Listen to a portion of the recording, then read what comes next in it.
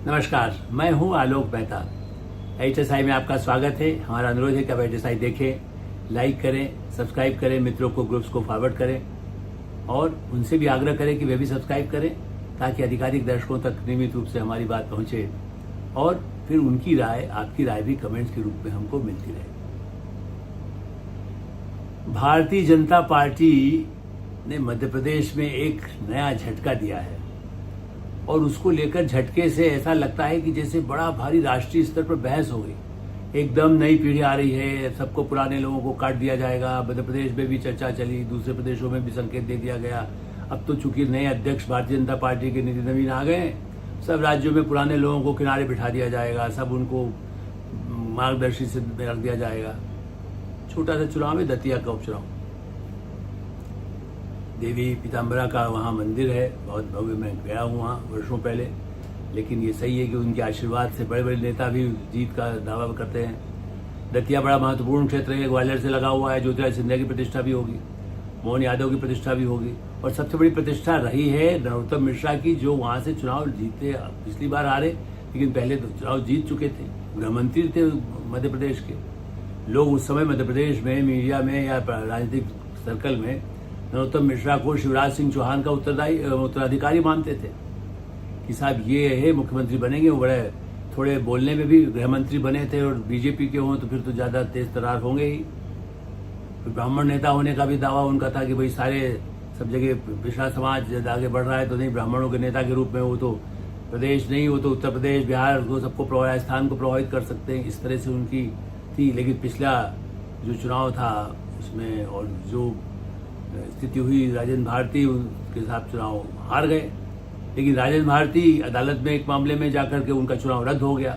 अब ये उपचुनाव हो रहा है। तो नरोत्तम मिश्रा तैयारी कर रहे थे बाकायदा नॉमिनेशन, जहां तक बताया जाता है कि अपना नॉमिनेशन फॉर्म भरने की भी रखने की लेकर के रख लिया था। नहीं भी रखा होगा तो कम से कम ये तैयारी हो तो आधे घंटे का काम होता है कि हाँ उसके पहले आपको अपना नाम कहाँ पर है, क्या क्या उसके दस्तावेज देने होंगे, अपनी संपत्ति का ब्यौरा देना होगा। तो उतनी तैयारी तो उन्होंने की ही होगी। लेकिन 2 दिन पहले अचानक एक नाटकीय ढंग से भारतीय जनता पार्टी ने नॉमिनेशन से पहले ये घोषणा कर दी कि भाई वहां से आशुतोष तिवारी युवा उम्मीदवार होंगे। पार्टी के हैं, राष्ट्रीय स्वयंसेवक संघ से भी जुड़े रहे हैं, पुराने नेता हैं। अब बस उसके बाद नरोत्तम मिश्रा के समर्थकों ने क्या उबाल किया है, क्या तूफान मचाया है। एक ऐसा तूफान मचाया है कि भारतीय जनता पार्टी कहा गया जिला मुख्यालय पे कब्जा कर लिया है हमने बीजेपी के। भाई ऐसा विद्रोह तो बीजेपी कांग्रेस में कभी हुआ नहीं था, पार्टी उस पर कब्जा कर ले। लेकिन थोड़ा शक्ति प्रदर्शन दतिया जानते ग्वालियर क्षेत्र है, बंदूक वहाँ का बड़ा है। वहाँ तो शादी ब्याह में भी बंदूकें चलती हैं, क्रिकेट के मैदान में भी मैंने देखा है। जो माधवराव सिंधिया जब जिंदा थे तो उनके साथ क्रिकेट में गए तो वहाँ पर तो क्रिकेट के मैदान में भी वैसे ही खुशी में, जीत हार में वहाँ लहराई जाती है। तो उसी तरह से उत्साह तो लोगों में था कि भाई देखिए नरोत्तम मिश्रा को नहीं मिला तो शक्ति दिखा दिया जाए कि नहीं, उनको वापस लेना होगा। अब भारतीय जनता पार्टी में नेता कौन है? नितिन नवीन तो आए हैं, ठीक है, वो अभी पब्लिकली कोई बात नहीं बोले। लेकिन प्रधानमंत्री नरेंद्र मोदी और गृह मंत्री अमित शाह हैं। वहां पर कोई ये कहे कि हम निर्णय बदलवा देंगे तो डोनाल्ड ट्रंप कितना ही घंटी बजाते रहे, कोई पाकिस्तान का शरीफ हो चाहे मुनीर हो बजाता रहा है, उन्हें सुनने वालों में से तो है नहीं। चीन के शी जिनपिंग भी उनसे कहते हैं कि साहब आप आपसे दोस्ती करना चाहते हैं। पुतिन और ट्रंप भी उनको सबसे बड़ा दोस्त कहते रहते हैं। अब वो क्या किसी चुनाव के लिए ये कह देंगे कि हमारी पार्टी ने जो तय किया है हाईकमांड के, वो डिसीजन केवल नितिन नवीन का नहीं हो सकता है, वो अकेले मुख्यमंत्री मोहन यादव का नहीं हो सकता है। वो निर्णय प्रदेश के भी जो नेता हैं, ऐसा तो नहीं कि अमित शाह जी ने कैलाश विजयवर्गीय से बात नहीं की होगी, प्रहलाद पटेल से बात नहीं होगी, पब्लिकली आया ना आया हो, लेकिन यार उसके पहले फीडबैक आज से नहीं, 6 महीने से, साल भर से। वहां तो रणनीति 2-2, 5-5 साल की पहले बनती है, 10-10 साल की बनती है, 2047 तक की बनती है। लेकिन ये कहना कि बस उसके बाद अब तो प्रहलाद पटेल का भी नंबर आने वाला है, कैलाश विजयवर्गीय को भी सब कर दिया जाएगा, उनको भी कर दिया जाएगा और देश भर में मैसेज चला गया है कि अब सिर्फ पुराने लोग सब किनारे कर दें। तो पहले भी आया है, शिवराज भी युवा में से आए थे एक समय, युवा मोर्चे के बाद ही तो वो आए थे सांसद रहने के बाद। देखो हर पार्टी में युवा आए हैं, सुषमा स्वराज भी युवा आई थी कभी, नरेंद्र मोदी भी युवा आए थे जिस उम्र में आते हैं। ये कहना कि अब बस हो गया है कमाल, एक बार निश्चित रूप से युवा बनने के बाद पुरानी पीढ़ी को साथ में लेना, ऐसा राजनाथ सिंह जी अध्यक्ष थे, उसके बाद ही नितिन गडकरी जी अध्यक्ष थे, तो क्या प्रधानमंत्री नरेंद्र मोदी ने उन सबको भेज दिया? लालकृष्ण आडवाणी जी या डॉक्टर मुरलीधर जोशी वयोवृद्ध होने के नाते, और वो खुद जितने सीनियर रहे, उसके बाद वो उनकी कैबिनेट में रहते कोई शोभा थोड़ी देता। इसलिए आज उनकी कैबिनेट देखिए, एस जयशंकर क्या बहुत कम उम्र के रिटायर बने, फॉरेन सर्विस में रिटायर होने के बाद आए हैं ना। तो और उन सब अब उनको भी हटा देंगे, केंद्रीय मंत्रिमंडल का भी लोगों ने शुरू कर दिया। मैंने मेरी बिरादरी के लोग, राजनीति में तो जो लोग गपशप चलाते रहते हैं, पार्टियां एक दूसरे विरोध करती है, मुझे केवल दुख भी होता है और थोड़ा हंसी आ सकती है, क्योंकि अब दुख क्या करे, किस पे गुस्सा कर सकता हूँ मैं अपने साथियों पर। वो ज्यादा ज्ञानी है जो कहते हैं भाई कैबिनेट में कोई कुछ ऐसे साथी जिन लोगों ने कभी हमारे संस्थानों में, मेरे साथ तो काम नहीं किया, लेकिन जिनमें कई बड़े संस्थानों में रहा मीडिया के, उनमें काम कर चुके ऐसे लोगों ने पूरी लिस्ट निकाल दी कैबिनेट में कौन बदलाव आ रहा है। या मध्य प्रदेश में हो गया, तब उसके बाद क्या होगा, उसके बाद तो बस सबका सफाया होने वाला है, और उत्तर प्रदेश में ये होने वाला है, और राजस्थान में ये होने वाला है, और केंद्रीय कैबिनेट की पूरी सूची सोशल मीडिया ट्वीट एक्स पर डाल दी गई। अब ऐसे ज्ञानी मैंने जो जैसे लगता है कि प्रधानमंत्री नरेंद्र मोदी उनको बुलाकर कहा होगा भाई लिस्ट है आप ले जाके बोल देना, प्रधानमंत्री कार्यालय से घोषित नहीं किया जाएगा, प्रधानमंत्री विदेश में बैठे, यहाँ पर लिस्ट जारी कर दी गई। तो ऐसे ज्ञानी लोगों से ये कहना कि नरोत्तम मिश्र ने कहा विद्रोह बस अब तो मुश्किल होगा जीतना। नरोत्तम मिश्र दुखी हुए निश्चित रूप से। किसी को भी जब ये उम्मीद होती है कि मुझे पार्टी एक जिम्मेदारी देने वाली है, तैयारी करके बैठा है, और पहले वो चुनाव जीतता रहा है, वो वरिष्ठ नेता रहा है, उसकी अपेक्षा होना स्वाभाविक थी। लेकिन उनकी कमजोरियां वो खुद नहीं जानते होंगे ऐसा तो नहीं है।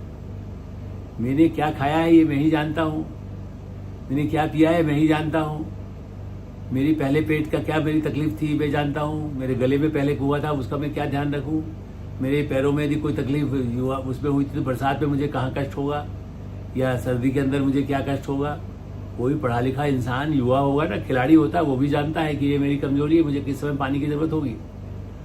तो नरोत्तम मिश्रा को अपने प्लस दूसरे पब्लिकली नहीं वो बोलेंगे ना, अपने वर्कर को तो कहेगा हाँ मैं सबसे शक्तिशाली हूं। अब हाईकमांड अमित शाह का है, गृह मंत्री के पास सारी फाइलें होती है, आपने क्या क्या अच्छे काम किए हैं और क्या गलतियां की है। मैं पाप तो कहूंगा नहीं, मेरे पास कोई सबूत तो है नहीं, कोई गड़बड़ी भी हो सकती है। जैसे उनके लिए आया ना भाई अभिषेक के लिए जो बिहार में हुआ था कि साहब वो उनके परिवार का कोई रिश्तेदार है, चाहे उसने बेचारे कुछ नहीं किया हो, लेकिन सामने तो आता है। जब पार्टी देखती है तो आपको अदालत में चुनाव आयोग के सामने ये भी देना होता है कि मेरे खिलाफ क्या मामले हैं, मेरी संपत्ति क्या है। मोहन यादव ने अपनी संपत्ति जो डिक्लेयर की थी उसी पर तो आज चर्चा होती है कि साहब उनकी, तो उन्होंने कहा मैंने डिक्लेयर किया हुआ है, काय का घोटाला मेरे रिश्तेदारों ने किया, उसके लिए मैं जिम्मेदार थोड़ी हूं, वो जमीन खरीदी गई है। तो अधिकृत रूप से नरोत्तम मिश्रा कोई ऐसा, तो नरोत्तम मिश्रा गए मुख्यमंत्री मोहन यादव के साथ बैठे, मोहन यादव के साथ पहले काम कर चुके, वो उनसे सीनियर भी रहे, कोई बात नहीं। इस सीनियर जूनियर को पहली बार तो हमने राजनीति में देखा नहीं है। चंद्रशेखर युवा थे, उसके बाद वो पार्टी के कितने अध्यक्ष बने। नारायण तिवारी पीएसपी से आए, चंद्रशेखर पीएसपी से आए, कांग्रेस में हो गए। प्रणब मुखर्जी दूसरी पार्टी से आए थे, समय की बांग्ला कांग्रेस से आए, कांग्रेस में वो बड़े पदों पर सारे कैबिनेट के सबसे सीनियर मोस्ट रहते हुए बाद में जाकर के प्रधानमंत्री न भी बने, राष्ट्रपति बन गए। तो इसलिए ये कहना कि किस पार्टी से आया फिर वो क्या हो गया, उनको क्यों हो गया, या युवा है तो उनको बना दिया तो पुराने लोगों को किनारे कर दे। हाँ, नरोत्तम मिश्रा को क्या और काम दिया जा सकता है, उनकी योग्यता, उनके अनुभव, उनके पुराने जो लोगों से उनका जो सर्कल है। तो इसी नरोत्तम मिश्रा जब नामांकन के लिए जब गए हैं आशुतोष तिवारी, तो उनके साथ वो गए, उन्होंने आकर कहा, दिल्ली में भी आकर के बताते, कहने को उन्होंने कहा घोषित रूप से नहीं मिला, लेकिन जब दिल्ली आए थे तो बिना नितिन नवीन से मिले बिना, किसी से मिले बिना वो चुपचाप आए, खाली यहाँ कोई तीर्थ दर्शन करने हनुमान मंदिर तो आए नहीं थे। तो औपचारिक रूप से उन्होंने कोई अपना रोष वैसा व्यक्त नहीं किया। उन्होंने कहा पार्टी का अनुशासित कार्यकर्ता हूं, जो मुझे कहा गया मैं जाऊंगा और पूरी काम करूंगा। अब आने वाले समय में उनके कार्यकर्ता कितने करते हैं, निश्चित रूप से जो उनसे बहुत जुड़ाव हो सकता है वो उतना सहयोग न करें, लेकिन वो वोट खिलाफ बीजेपी के डालेंगे, ये मुझे डाउट लगता है। ये जो कहा जाए सेबोटेज, ये कह सकते हैं कि अच्छा मिश्रा जी आप वोट डालने जा रहे हैं, हाँ जा रहे हैं, नहीं कोई बात, देख लीजिएगा, समय हो तो चले जाइएगा। ये बोला नहीं आपको जाना ही है। तो नरोत्तम मिश्रा और उनके समर्थकों की ये अभी परीक्षा होगी, अग्नि परीक्षा, कि वो पूरी ताकत लगाकर, जितने से नरोत्तम मिश्रा हारे ने उससे दुगनी तिगनी सीट से दुगने संख्या से कैसे जिताते हैं। अब ये सही है कि वहां पर किनको खड़ा किया, घनश्याम सिंह इनको खड़ा किया है कांग्रेस ने। अब उनके लिए कमलनाथ दिग्विजय सिंह पूरी ताकत लगाएंगे। आफ्टर ज्योतिरादित्य सिंधिया का इलाका है, वहां पर इनको हरा दें उत्तम मिश्रा के इस सारे समीकरण बीजेपी को देखते हुए, तो उनके लिए बड़ा भारी एक रास्ता निकल आया है, खास करके दिग्विजय सिंह जो पदयात्रा पर निकलने वाले मंदिर के लिए। तो ऐसी स्थिति में, या और जीतू मैंने पटवारी है अध्यक्ष पार्टी के वहां, तो उनके लिए भी होगा। यदि उन्होंने घनश्याम सिंह को चुना है और उनको समाजवादी पार्टी का समर्थन है, ओ चूंकि उत्तर प्रदेश का चुनाव आ रहा है, अब कहेंगे देखो समाजवादी कहेगी देखिए हमने दतिया में तुम्हारे कैंडिडेट को साथ दिया, चलो एक टिकट तो तुम्हारा कटा यूपी में। अखिलेश बाबू जानते हैं, अखिलेश यादव कि मध्य प्रदेश में तो हमें ज्यादा कुछ मिलता नहीं, पहले 2-4 सीटें मिल सकती थी, बाद में उन्होंने तक जवाब दिया नहीं। वरना देखा जाए तो बीएसपी ने किया, वो कांग्रेस में जाके मिल जाते हैं, राजस्थान में जाके ऐसे मिल गए। तो बेहतर है कि उन्होंने कह दिया कि हम साथ दे रहे, ताकि यूपी में सौदेबाजी के समय कांग्रेस को कह सके कि हमने तुम्हारे उसको दिया, तो अब तो तुम्हारा एक सीट तो गई। तो अब एसपी का भी समर्थन है, अलायंस का जैसे वहां पर है, रेखा गुप्ता आरजेडी के लिए कांग्रेस का समर्थन, 5 पार्टियों का समर्थन है। वो कौन सा अलायंस है भाई, देखते हैं। रेखा जी वहां पर, यहाँ पर आप देखिए कि वो वहां उम्मीदवार हैं, सब सेम नाम उन्होंने इसलिए चुन लिया होगा या वहां की है, इसलिए आरजेडी ने उनको उम्मीदवार बनाया है। अब हम दिल्ली से तुलना नहीं कर सकते, लेकिन ये सही है कि बहुत दिलचस्प ये 2 उपचुनाव होने वाले हैं, एक बांकीपुर का बिहार में और मध्य प्रदेश का दतिया में। आने वाले कुछ हफ्तों में इसके लिए बहुत घमासान भी होगी, लेकिन ये कहना कि अब सब इस निर्णय से सारे पुराने लोगों को किनारे करके पीछे बिठा दिया जाएगा मार्गदर्शक मंडल में मंदिर में भजन करने के लिए, ये होता नहीं दिखाई देता है फिलहाल। आने वाले समय में एक बात की दूसरी पीढ़ी आती है, वो खुद ही आगे बढ़ाती है। उनके परिवार के सदस्य आ सकते हैं, दूसरे लोग आ सकते हैं, उनकी पार्टी में जो इनको उचित मानते हैं वो आगे काम कर सकते हैं, करते रहेंगे। जो पुरानी परंपरा है, जो बड़ी राष्ट्रीय पार्टी है, उनमें ऐसा होता है, क्षेत्रीय पार्टियों में भी होता रहा है। इसलिए आने वाला वक्त बताएगा। लेकिन हाँ, ये जो हंगामा है, जो बरपा, हंगामा क्यों बरपा? हंगामा नहीं था, पार्टी ने दिखा दिया कि हमारा निर्णय, हम निर्णय बदलते नहीं हैं। ये मोदी और शाह की पार्टी है, ये एक नए रंग की पार्टी है जिसमें अनुशासन संघ का तो होता है, लेकिन संघ से ज्यादा नेतृत्व का होता है। HSI में विराम देते हैं। HSI देखते रहे, लाइक करें, सब्सक्राइब करें, आपकी राय हो तो उससे अवश्य अवगत कराएं। धन्यवाद, नमस्कार।